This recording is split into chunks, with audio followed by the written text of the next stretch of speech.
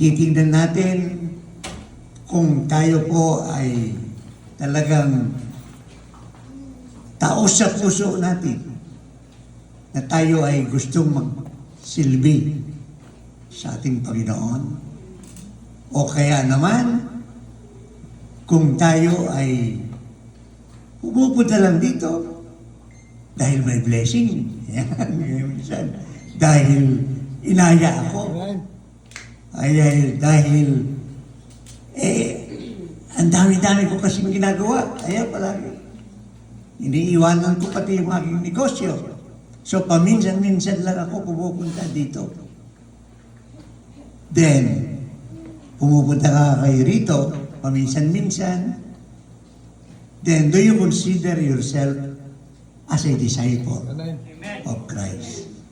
Ayan Yan po ang magandang question ngayon ng ating Panginoon. Kasi ang ating Panginoon, during the last 6 months nitong bago siya mamatay, panina teaching ang ating Panginoon. All ng kanyang tinuturo rito, teaching lahat.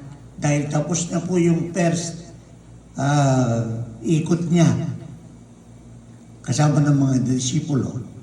Kaya dito panina teaching lahat ang tinuturo sa atin. Kahapon, kagaya nung last week, itinuro sa atin yung ating pong pagiging humble. Ayan. Marami siyang itinuturo sapagkat actually, alam niya kasi na after 6 months, ito na, ipapako na sa krus.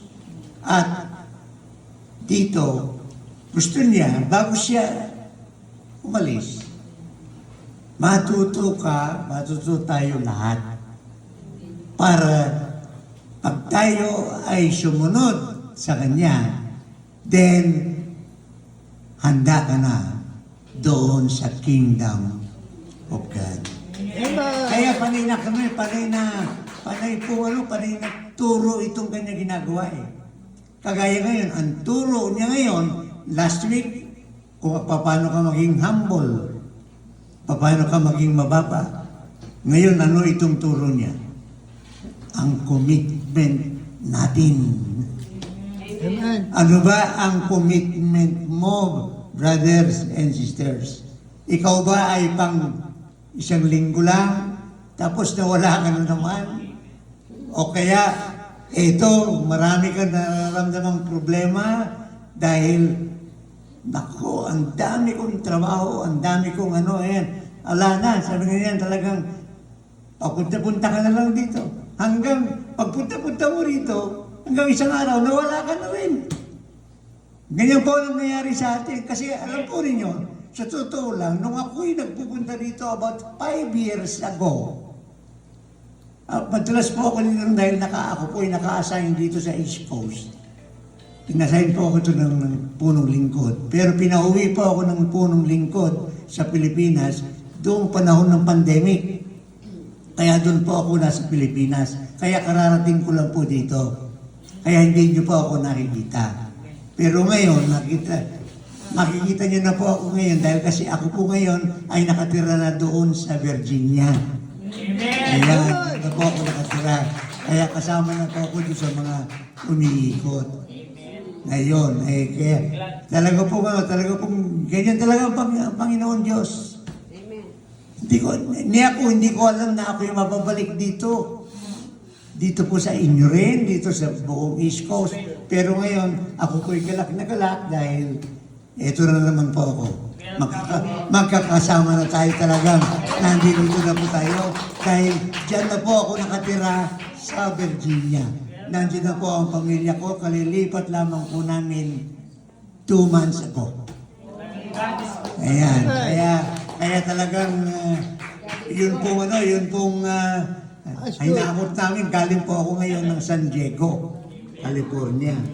Ayan. Kasi po yung anak kong babae, yung bunso, diyan ako nagtatrabaho sa Washington, D.C. Doon po sa mga obispo.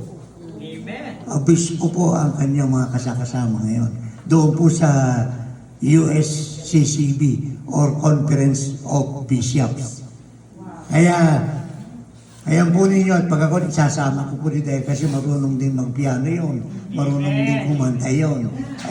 Minsan pagka na-assign ko lang ako dito, isasama namin ni Sister Lydia.